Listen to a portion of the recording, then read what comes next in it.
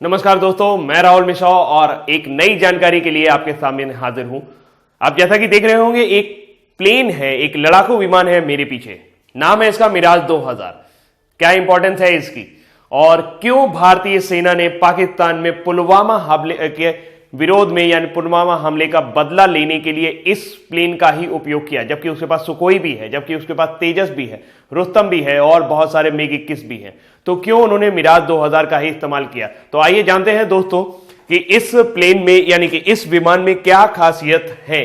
तो मिराज 2000 की बात करने से पहले मैं ये न्यूज आपके लिए क्यों लेके आया हूं, इस बारे में हम लोग थोड़ा सा बात कर लेते हैं। एक्चुअल में पुलवामा हमले के ठीक 12 दिन बाद भारतीय वायुसेना के लड़ाकू विमानों ने सीमा पार की है और पाकिस्तान के कब्जे वाले कश्मीर में स्थित जितने भी आतंकवादी ढांचे थे, जितने भी आतंकवादी संगठन के ठिकाने थे, वहां पर एक बड़ी कार्रवाई की है। और वो बड़ी कार्रवाई किस तरह से की है कि मंगलवार तड़के भारी बमबारी की, जिसमें कई आतंकवादी कैंप पूरी तरह से नेस्तो नाबूद हो गए हैं।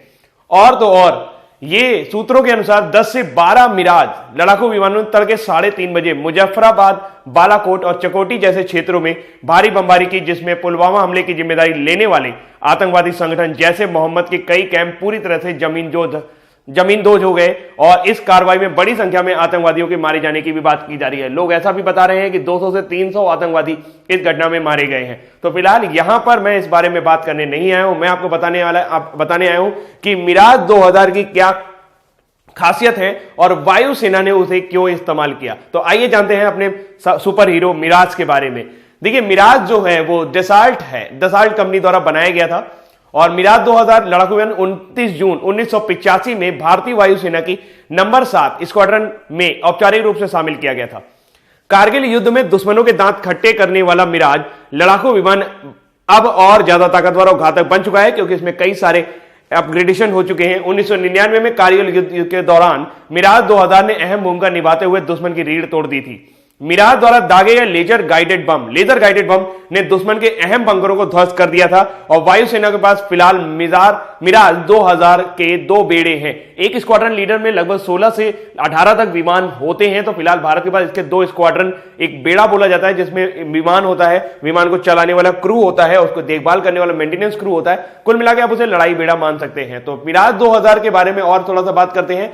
अपग्रेडेड मिराज 2000 विमान फ्रांसीसी मिसाइलों से लैस है। इस मिसाइल की खासियत यह है कि यह हवा और जमीन से हवा हर 2 सेकंड में दुश्मन पर वज्रपात किया जा सकता है। यानी कि ये जो मिसाइल है मीका, ये ऐसी मिसाइल है जो 2 सेकंड के अंदर दागी जा सकती है। और चूंकि ये बहुत बिजली की तेजी से नीचे गिरती है, इसीलिए इसको कहा जाता है वज्रपात हो गया। और इसी कारण मिराज 2000 का नाम दिया गया था भारतीय सेना इस मिराज 2000 को वज्र कहकर पुकारती है।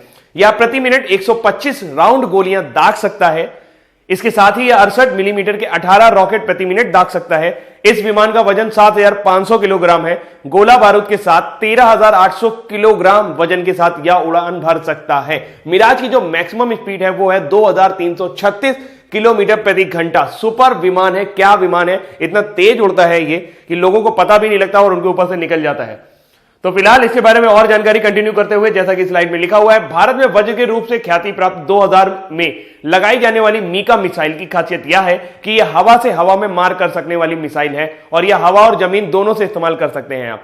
सिर्फ 2 सेकंड के अंतराल में फायर किए जाने वाले इस मिसाइल का कोई जोड़ नहीं है। इसे 1982 में विकसित किया गया था। अपग्रेड होने वाले 51 मिराज विमानों के बेड़े के लिए इसे बनाया गया है। इनमें से 2 विमान पहले ही अपग्रेड के लिए फ्रांस जा चुके हैं।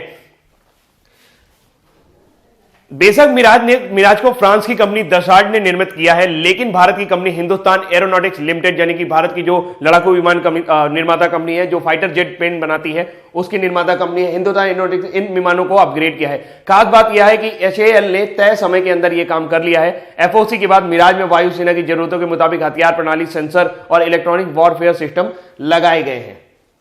तो ये था दोस्तों ये जानकारी जो थी आपके लिए मिराज के ऊपर थी। और मिराज 2000 को ही क्यों इसको यूज किया गया, बाकी विमान क्यों नहीं यूज किया गया, तो इसके लिए मैं आपको बता दूं, इसकी सबसे बड़ी वजह है मिराज का कहीं से भी आसानी से लैंड कर जाना और कहीं से भी आसानी से टेक ऑफ कर जाना। एक्चुअल में पाकिस्तानी अधिकृत कश्मीर जो था, वहां पर स्थिति के बारे में पूरी तरह से जायजा नहीं था। तो ऐसे विमान की जरूरत थी जिसके ऊपर पूरी तरह से भरोसा किया जा सके। तेजस को हाल ही में तेजस जो विमान है पूरी तरह से भारतीयों ने बनाया, पूरी तरह से भारतीय कंपनी द्वारा बनाया गया है। उस विमान को अभी हाल ही में आपकी वायुसेना में कमीशन किया गया है, लेकिन उसको अभी यहां प्रायोगिक तौर पर नहीं लिया गया, इसलिए मिराज 2000 जो कि फ्रांस से लिया गया है, फ्रांस की डेसाल्ट कंपनी का ये विमान है, तो वहां से इसको लिया गया है और इसमें बहुत सारी खासियतें हैं। इसमें जो पहले इंजन लगा था उसको बाद में इसके इंजन में चेंजमेंट किए गए। तो फिर आज ये कारगिल युद्ध में अपनी वीरता और अपने पराक्रम और अपनी भरोसेमंद यानी विश्वसनीयता को साबित कर चुका था, इसलिए इस प्लेन को दोबारा यहां पर प्रयोग किया गया है। और अब पाकिस्तान को थोड़ा सा जान जाना चाहिए कि उसके ऊपर इस तरह के हमले होते रहेंगे और अब आतंकवादियों का बचना एकदम नामुमकिन है, क्योंकि पूरी तरीके से यहां पर यह मंसूबा बना लिया है भारत ने कि वो हर हाल में आतंकवाद को खत्म करके रहेगा और अब उसकी सरजमी यहां भारत में पैर नहीं पसार पाएगी।